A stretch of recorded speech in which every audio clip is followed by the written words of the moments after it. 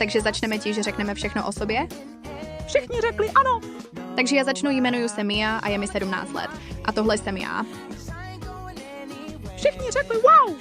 A já jsem Jakub, je mi 15 let a tohle jsem já. Všichni řekli ty jo. A já se jmenuji Nikola, je mi 16 let. A tohle jsem já. Všichni řekli OMG. Dobře, a já se jmenuji Oskar. Je mi 18 let a tohle jsem já.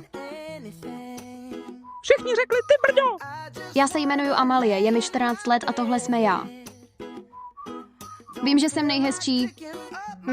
OK. Já se jmenuji Sofie. Je mi 17 let. A tohle tady jsem já.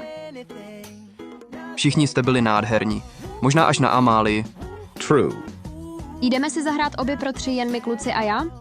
Co to tady na mě zkoušíš, Amalie?